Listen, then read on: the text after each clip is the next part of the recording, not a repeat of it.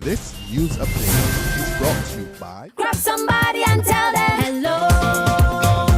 Your happiness will be connect to flow. Smile and cheer because that is we flow. Grab somebody and tell them hello. With your hands in the air, hands in the air, hands in the air, hands in the air. This is how we flow, yeah. Grab somebody and tell them this is how we flow.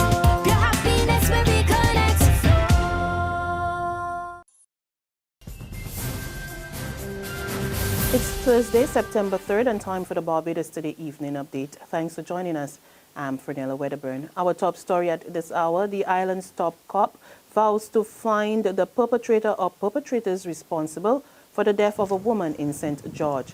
The body of the woman, who is said to be in her late 40s or early 50s, was found by firemen who were responding to a bushfire in Constant about 12:15 this afternoon.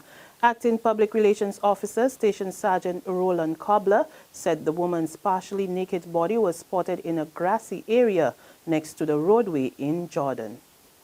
At this time, police are conducting investigations into the circumstances which resulted in the unnatural death of a female in her late 40s, early 50s, whose partially dressed body was discovered here at Jordan's in St. George. Our preliminary investigations are suggesting that personnel from the fire department responded to a fire scene at Constant St. George. Having reason to traverse this area, as a result of keen observation, the personnel from the fire department observed the body of the deceased in the grass area next to the road, and a report was made to the police. At this time, the name is being withheld for obvious reasons. As we conduct our investigations, we're making an appeal for anyone who may have witnessed or has information that could assist us with these investigations to contact District B or emergency number 211 for stoppers or the next station. Barbados Today understands that the deceased is the sister of a senior police officer. Acting Police Commissioner Tyrone Griffith was among those gathered at the scene this afternoon, and he expressed condolences to the family of the victim. Obviously, very, very currently up. But like anything else, we're going to do everything in our power to try to find out who's the perpetrator of the crime and take appropriate action. Heart-wrenching experience. Obviously, my colleague will be devastated, and I want to give him my full condolences on behalf of the force and ensure that we do everything in our power to solve the matter. Meanwhile, lawmen are seeking the public's assistance in identifying the body of a man who was recovered from the shallow draft in Harbour Road, St. Michael. The man, who is said to be in his late 50s to early 60s, was found around 1:15 yesterday afternoon. He was unclothed at the time. The deceased is a dark in complexion, slim build, and is about 5 feet 6 inches tall. He has a white beard, black and gray hair to the sides of his head, and is balding. Anyone who can assist in identifying this man is asked to contact emergency number 211, Crime Stoppers at 1-800-8477, Central Police Station at 430-7676, or the nearest police station. The police are currently interviewing a number of persons in connection with yesterday's robbery of AC Security Services Limited. Authorities remain tight-lipped about what was taken from the security firm, but reports say that 4 guns, several rounds of ammunition, and bulletproof vests were among some of the items bandits made away with. Barbadians today remembered the victims of the Campus Trends fire bombing and those of violent crimes. A moment of silence was observed at midday on this, the 5th anniversary of the death of 6 young ladies who perished on that unforgettable September evening.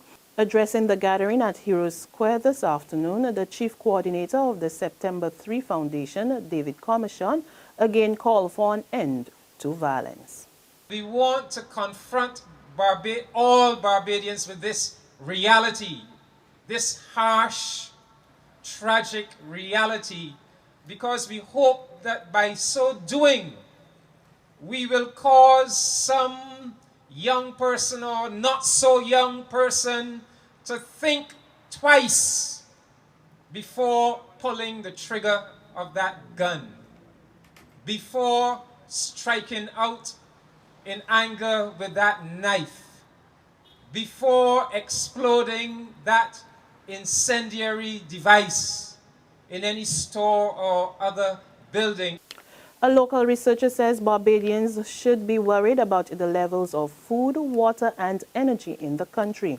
Dr. Adrian Cashman, a senior lecturer in water resource management at the Center of Resource Management and Environment, says the world is facing a major challenge as a result of growing demand for those precious commodities, and Barbados is no exception.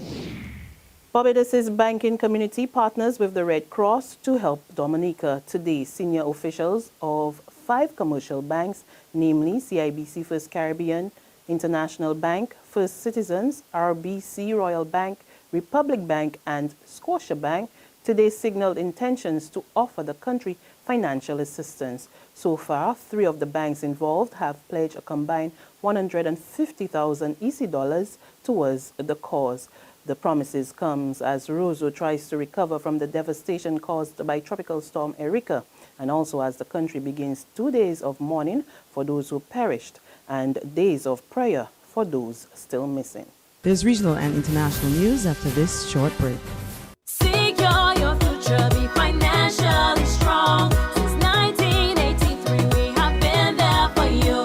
A smart range of products, great tax benefits. We're the solution to your hopes and your dreams. The Barbados Workers Union Cooperative Credit Union. The Barbados Workers Union Cooperative Credit Union. Humble beginnings to smart loans, smart savings. Save smart and borrow smarter. That's the move for me. Stability, prosperity. We're the solution to your hopes and your dreams. The Barbados Workers Union Cooperative Credit Union. The Barbados Workers Union Cooperative Credit Union. Regionally now, economic growth continues to strengthen in Caribbean countries, but it remains fragile and uneven. Deputy Managing Director of the International Monetary Fund, Min Zhu, made the revelation at the opening of the 2015 High-Level Caribbean Forum in St. Kitts today. The IMF official said the region faces, among other things, possible consequences from the impending rise in U.S. interest rates, the slowdown in China and South America, the opening of Cuba and U.S. tourists, and other challenges. And finally, the migrant crisis worsens on the international scene as scuffles broke out west of the Hungarian capital Budapest after police tried to force migrants off a train at a refugee camp. For more in this BBC report, but warning to some of our viewers that some of the images may be disturbing. The train arrived at the small town of Bichka. On the platform, many police. They were there to take the refugees off the train to a nearby reception centre where they would be registered as required under EU rules. After the first carriage was emptied, there was immediate protest and resistance and cries of no camp. One woman with a toddler started to protest. A desperate man travelling with her fell with the family onto the tracks, and a struggle started with riot police. At one point, the head of the young child was on the line.